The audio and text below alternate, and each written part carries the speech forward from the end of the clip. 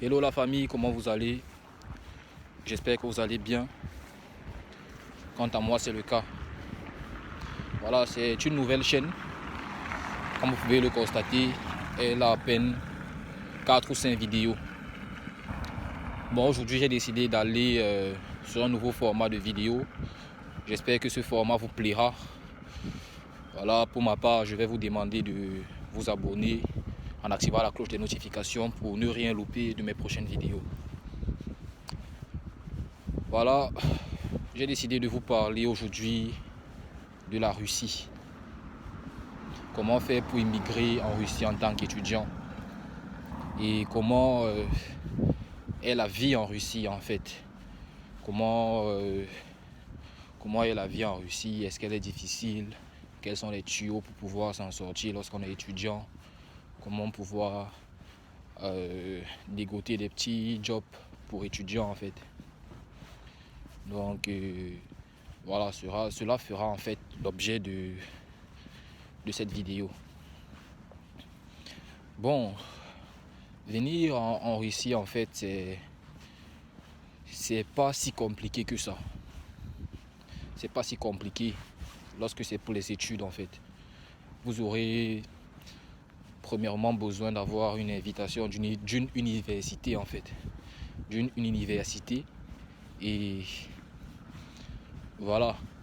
Une fois que vous aurez votre invitation de l'université, il vous restera à faire légaliser vos documents pour ceux qui sont par exemple au Cameroun. Vous devez faire légaliser votre relevé de notes du baccalauréat. Voilà. Et vous devez faire quelques petits examens, l'examen du VIH-Sida et quelques petites maladies. Voilà, cela se fait dans des endroits bien déterminés. Une fois que vous avez fait ça, vous partez à l'ambassade, c'est à Bastos là-bas, et vous faites votre demande de visa. Normalement, on refuse rarement le visa pour la Russie. Donc, c'est assez simple d'immigrer en Russie. Bon, là où les gens se font souvent arnaquer, c'est lorsque tu n'as personne ici en Russie qui peut facilement t'aider et te donner les bonnes informations, quoi. Parce qu'il y a des gens qui payent des millions. J'ai un camarade qui a payé 1 million pour avoir son invitation, alors que normalement c'est pas aussi cher. Voilà, 300 000 encore, on va dire c'est abordable. Donc voilà, une fois que vous avez votre lettre d'invitation, le reste en fait c'est tellement simple. Voilà, une fois que vous arrivez ici, il y a la question du logement qui se pose. Où est-ce que vous serez logé et tout ça. Voilà. Il y a ici ce qu'on appelle les общежития. Ce sont des sortes de dortoirs en fait pour étudiants, où vous pouvez avoir des chambres soit individuelles, soit partagées, quoi. Donc vous vivez avec un colocataire ou deux, ça dépend. Il y a ceux qui préfèrent avoir leur chambre individuellement, et voilà, ils payent la chambre de deux. Donc ils vivent dans une chambre de deux, mais seuls, quoi. Ils payent le double, quoi. C'est possible. Mais vous inquiétez pas, c'est pas très cher en fait le logement dans les dortoirs. C'est pas très cher en fait. On va dire que ça revient à environ à 10 000 francs le mois, quoi.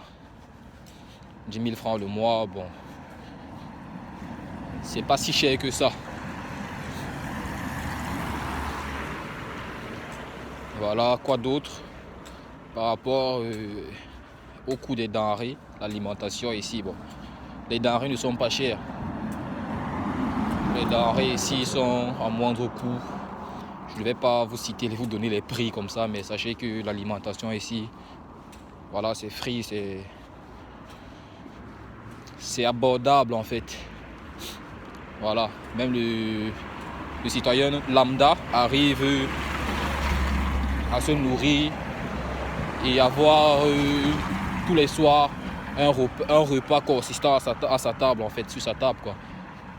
Donc c'est ça.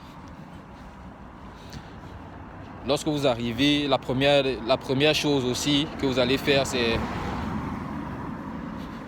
à l'université, vous allez passer en année préparatoire, en année de langue, en fait.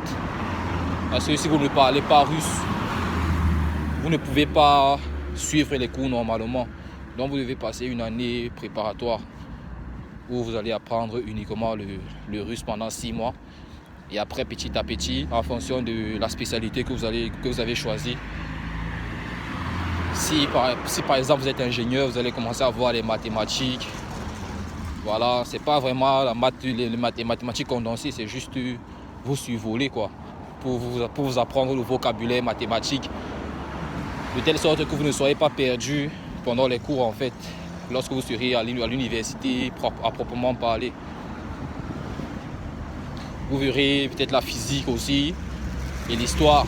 L'histoire, je crois que c'est partout, dans toutes les spécialités, quoi. Voilà, vous verrez également l'informatique. Là, je parle spécialement précisément, en fait, des ingénieurs, particulièrement parce que moi-même je suis ingénieur, en fait, donc je parle de ce que j'ai vécu, moi.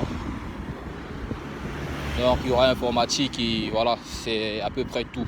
Et un peu de chimie aussi. C'est juste pour vous apprendre le vocabulaire.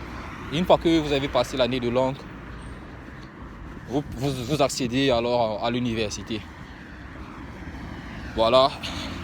La langue russe, elle n'est pas si compliquée que ça. Il faut juste être discipliné et très assidu. Une fois que vous répondez à tous ces critères-là, vous avez toutes les chances de votre côté, en fait, toutes les cartes en main pour pouvoir la parler. Il y a des gens qui font 1 an et ils parlent, ils se débrouillent. Il y a ceux à qui ça nécessite 2 ans, 3 ans. Il y a même ceux qui vont à 4 ans. Donc ça va vraiment dépendre de votre engagement aussi. Voilà. Là, nous sommes en plein hiver. Je suis en train de marcher. Et